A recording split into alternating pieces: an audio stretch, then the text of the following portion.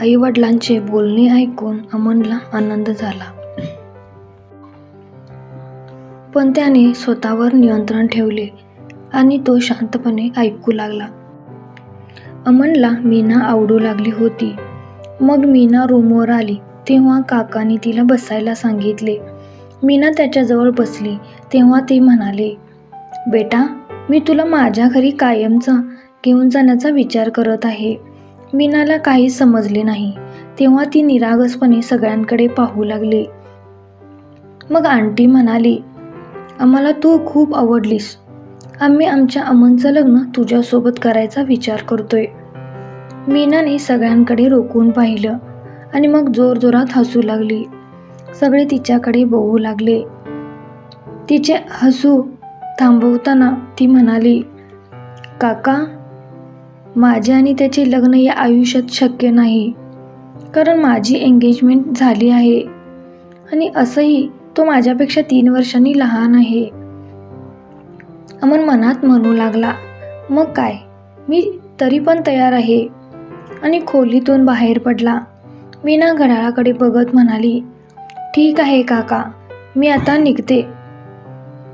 मला हॉस्पिटलला जायचे आहे." मीना जाऊ लागली. रिशाने तिला थांबवले आणि म्हणाली, "जेवण तयार झाले आहे, जेवून जा.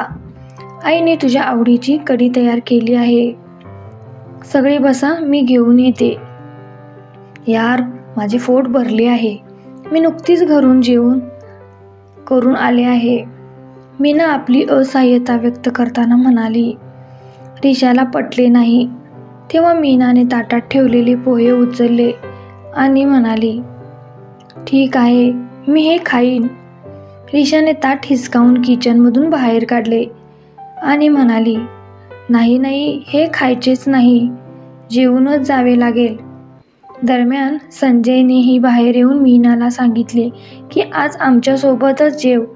यावेळी मीना नकार देऊ शकली नाही आणि गुपचूप जाऊन जेवायला बसली.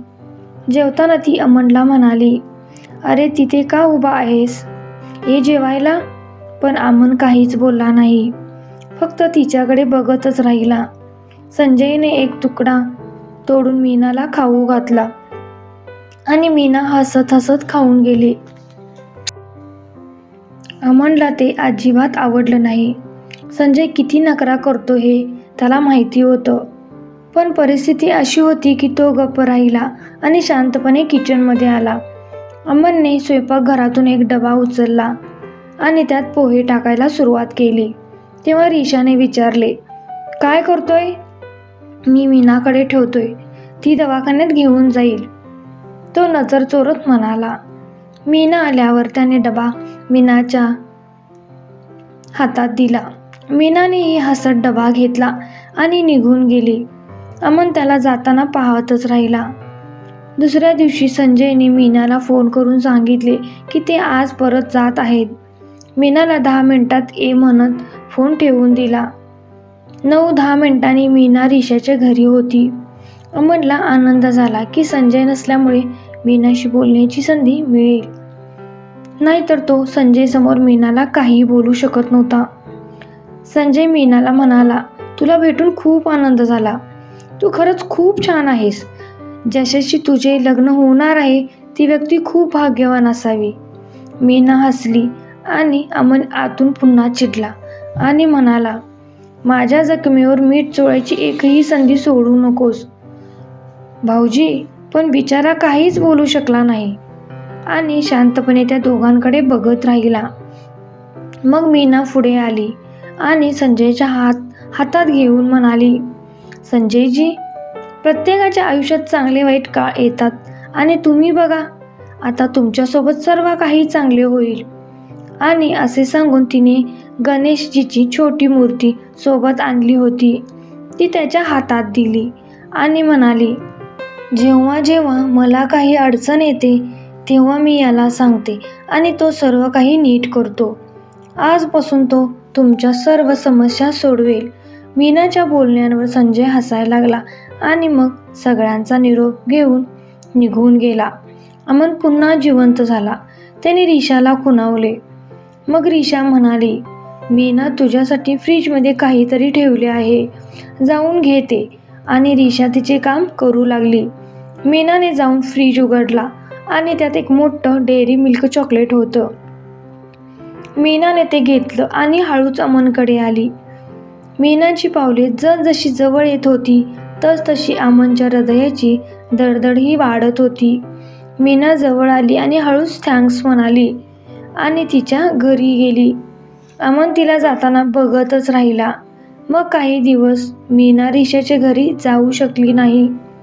ती कामात आणि ऑफिसमध्ये इतकी व्यस्त होती की तिच्याकडे कोणासाठी वेळच नसायचा आणि त्यामुळे तिची आणि विनीतची रोज भांडण व्हायची. मग लगेचच दोघांचे मिटायचंही. एके दिवशी संध्याकाळी रिशाच्या फोनवरून मीनाच्या फोनवर मेसेज आला. मीनाला वाटलं ती रिशा करते म्हणून ती रिप्लाय देत राहिली, पण खूप वेळाने तिला कळलं की तो मेसेज अमनचा होता. त्याने करतेऐवजी करतो लिहिलं आणि मीनाने त्याची चोरी पकडली. मग त्यानेही मान्य केलं की मेसेज पाठवणारा तोच होता. मीनाने कारण विचारले असता त्याने सांगितले की तिने त्याचा नंबर ब्लॉक केला होता. मीनाने त्याचा नंबर अनब्लॉक केला आणि नंतर दोघेही काही वेळ बोलले आणि मग दोघेही झोपी गेले. काही दिवसांनी संध्याकाळी जेव्हा मीना रिशाच्या घरी गेली तेव्हा रिशा म्हणाली, मीना, अमन एंगेजमेंट पार्टीसाठी विचारत आहे. मीना अमनला म्हणाली, तू काय खाशील ते सांग. अमन म्हणाला, पाणीपुरी.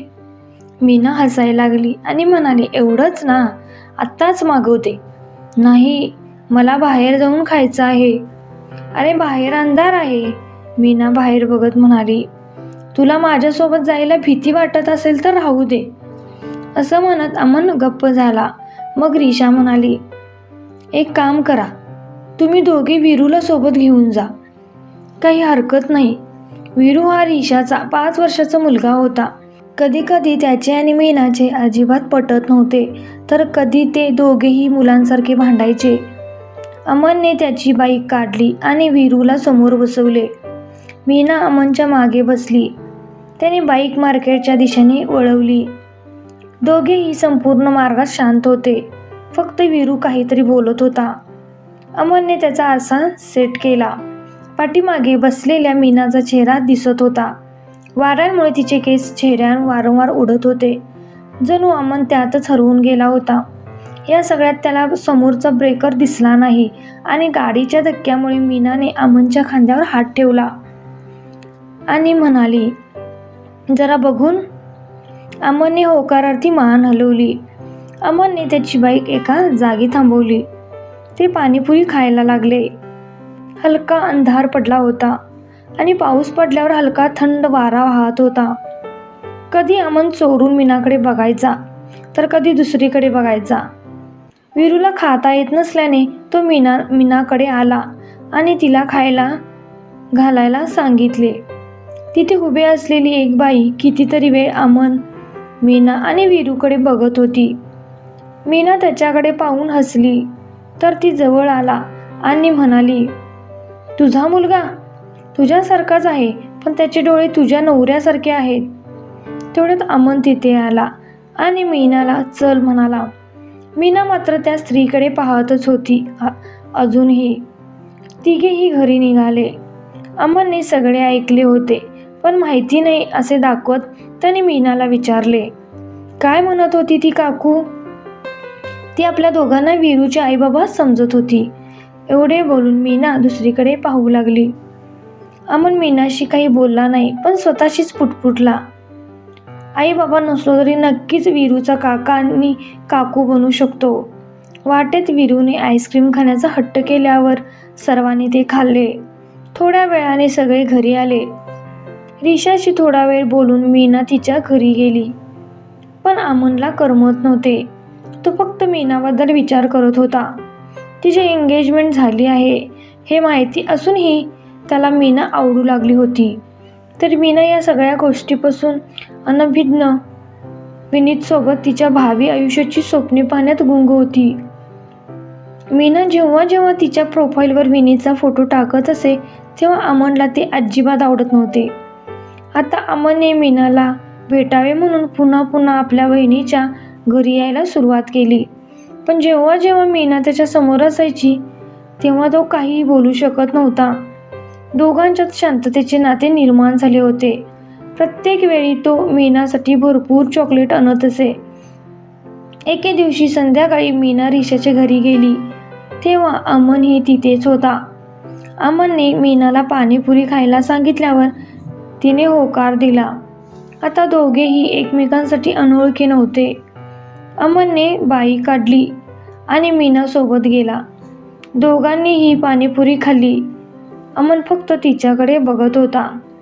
ती खूप साधी मुलगी होती, पण तिचा साधेपणा अमनच्या मनावर भारी पडला होता. पाणीपुरी खाऊन झाल्यानंतर मीना हात पुसण्यासाठी टिश्यू मागणार होती तेव्हा अमनने रुमाल पुढे केला. मीनाने हात पुसले आणि मग दोघेही बाईकवरून घरी परत जाऊ लागले. त्यांच्यात काही बोलणे झाले नाही. तेवढ्यात अमनने रजनीगंधाचे पाकिट काढले आणि तो खायला सुरुवात करणार एवढ्यात मीनाने त्याला अडवले. हे सर्व खाऊ नकोस, हे आरोग्यासाठी चांगले नाही. अमनने लगेच ते फेकून दिले आणि म्हणाला, आजपासून हे सर्व बंद. इतक्या लवकर? मीनाने आश्चर्याने विचारले. हां, आजपर्यंत मला तुझ्यासारखं कोणी अडवणारं भेटला नाही. आज नंतर मी अजिबात खाणार नाही. मीना हसली. काही वेळ गप्प राहिल्यानंतर अमन म्हणाला, आजपर्यंत माझ्या बाईकच्या मागच्या सीटवर एकही मुलगी बसली नाही. माझ्या बाईकवर बसलेली तू पहिली मुलगी आहेस. असे का? मीनाने हसत विचारले. कारण आजपर्यंत मला तुझ्यासारखी कोणी भेटली नाही. आरशात मीनाचा चेहरा बघत अमन म्हणाला. काही वेळाने दोघेही घरी आले आणि मीना तिच्या घरी गेली. अमनला रात्रभर झोप येत नव्हती. मीनासोबत घालवलेला वेळ त्याला पुन्हा पुन्हा आठवत होता.